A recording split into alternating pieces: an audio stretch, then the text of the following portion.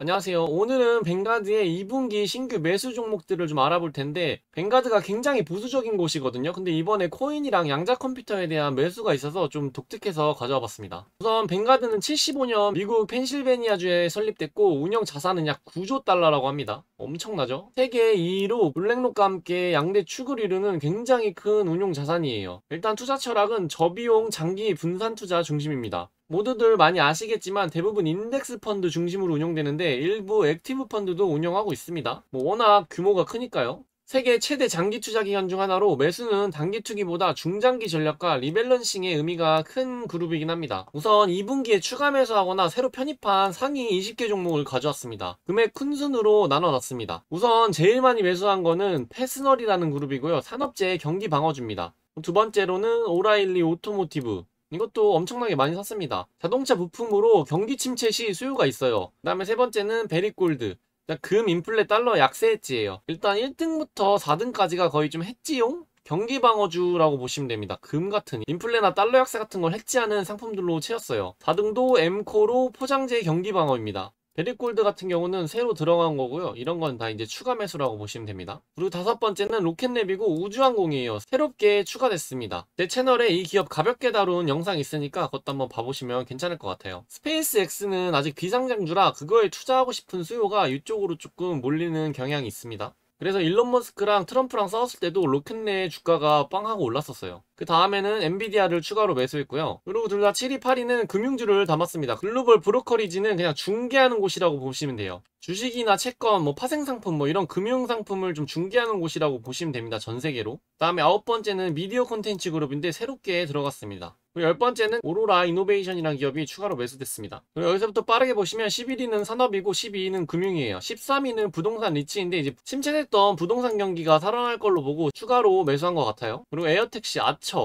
아처도 추가로 매수됐고 양자컴퓨터, 디에이브 퀀텀 꽤 많이 추가 매수가 됐습니다. 그 다음에 애플 추가 매수했고, 그 다음에 유틸리티, AI 분석, 빅베어 AI 실적 나오고서 좀 지금 많이 하락하고 있죠. 그럼 이제 2분기 특징 주목 포인트를 좀 보시면 일단 혁신 기술에 집중 투자되어 있습니다. AI 데이터랑 자율주행 에어택시나 우주항공 이런 차세대 인프라에 좀 돈이 많이 투자가 돼 있어요. 그리고 두 번째로는 방어해지 자산도 확대됐습니다. 금, 포장재, 부동산, 유틸리티 다 같이 이렇게 넣었고요. 되게 밸런스가 꽉 잡혀있죠. ETF 위주다 보니까. 여기서 제가 놀랬던 거는 벵가드가 2분기 매수한 기업들 중에 코인 비중이 많이 늘어서 좀 놀랬습니다. 갤럭시 디지털이라는 블록체인 금융 서비스의 신규 진입도 있었고 좀 비중이 많이 확대됐습니다. 다들 아시는 코인베이스는 암호화폐 거래소고 비트코인 디포트는 비트코인 ATM을 운영하는 곳입니다.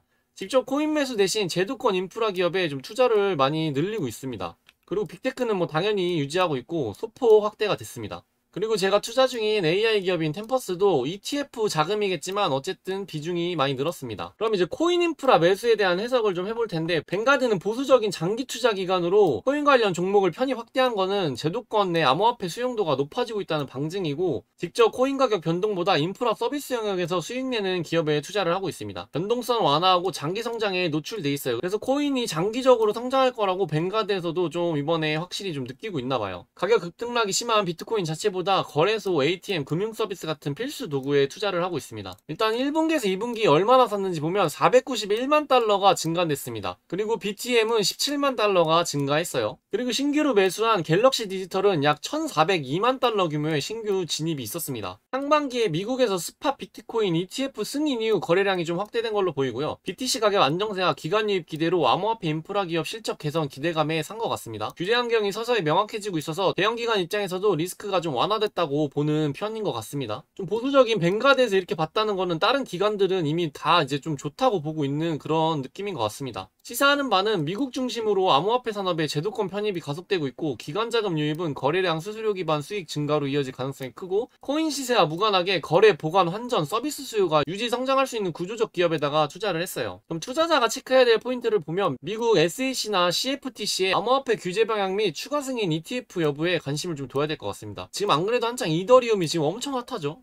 신고가 뚫고 계속 좀 화제인 것 같습니다. 코인베이스의 실적 지표, 거래량과 수수료, 이용자율이 증가하고 있다고 보고 있습니다. 그리고 이제 신규로 새로 들어간 것도 있고요. 코인 시장이 하락 시에도 유지되는 거래 인프라 수요를 확인한 것 같습니다. 하락 시에도 거래소들은 계속 돈을 벌고 있으니까요. 그럼 시장 방향 가능성을 보면 장기적으로 암호화폐 시장 안정화와 규제 명확화 시 기관 비중이 더 확대될 가능성이 높을 것 같아요. 이런 데들은 또 자금이 왕창왕창 들어오기 때문에 여기서 이렇게 매수해줘서 물량을 깔고 가는 게 좀 엄청 크거든요. 그리고 이제 그걸 보고 들어오는 신규 매수자들도 많고 ETF 자금도 계속 들어오기 때문에 여기서 사주는 거는 좀 좋은 관점으로 보기 되게 좋습니다. 코인 가격 상승기에는 서비스 기업 매출이 기하급수적으로 증가하고 주가 레버리지 효과가 발생됩니다. 반대로 규제 약제나 대규모 해킹 사건 발생 시 기관은 빠르게 비중 축소할 가능성도 있어요. 그래서 처음 매수할 땐 좀 간만 본 것 같고 지금 이제 계속 규제가 풀리니까 조금씩 계속 크게 매수를 좀 진행하는 것 같아요. 3분기에 어떻게 되는지 좀 궁금하긴 합니다. 그리고 또 하나는 이제 양자 컴퓨터에도 조금 베팅을 계속 하고 있더라고요. 디에이브 컨텀 매수 비율이 141%, 뱅가드가 단순 테마성 보유를 넘어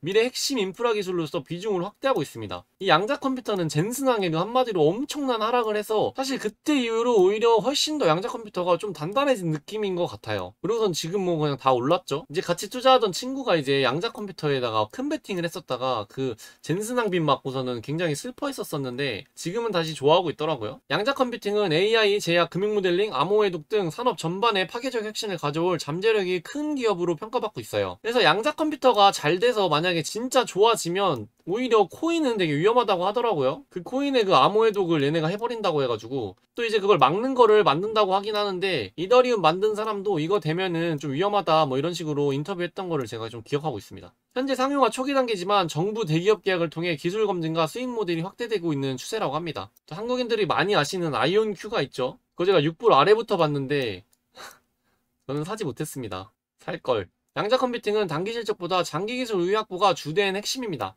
기술력, 특허, 정부 지원 여부가 기업 경쟁력의 절대 조건으로 보고 있어요. 뱅가드가 ETF 편입 차원이 아니라 대규모 비중 확대를 한 점은 10년 후 시장의 필수 인프라가 될 가능성으로 본 것으로 해석이 가능합니다. 투자자 체크포인트는 이제 양자 컴퓨팅 주요 기술 로드맵이 있는데 양자 어닐링과 양자 게이트 이 두 가지를 좀 비교하면서 어느 게 더 매력적이고 성장성이 좋고 잘 가는지를 잘 보면서 투자를 해야 될 것 같고요.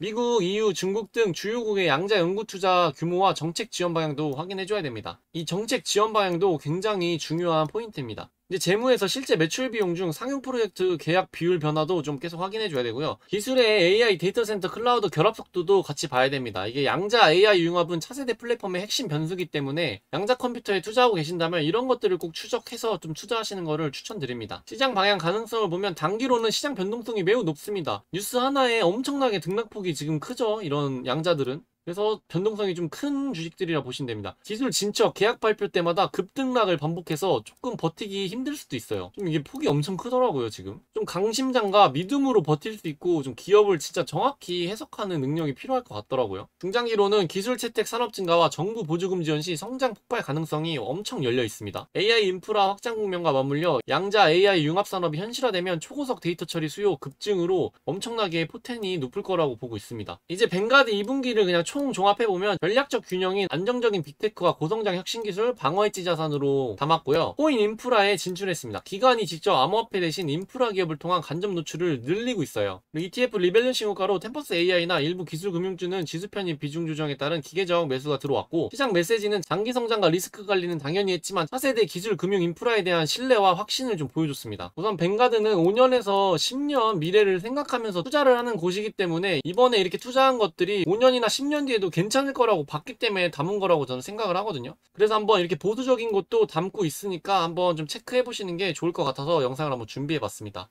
오늘 영상은 여기까지고요. 영상이 마음에 드셨다면 좋아요와 구독 부탁드리겠습니다. 감사합니다.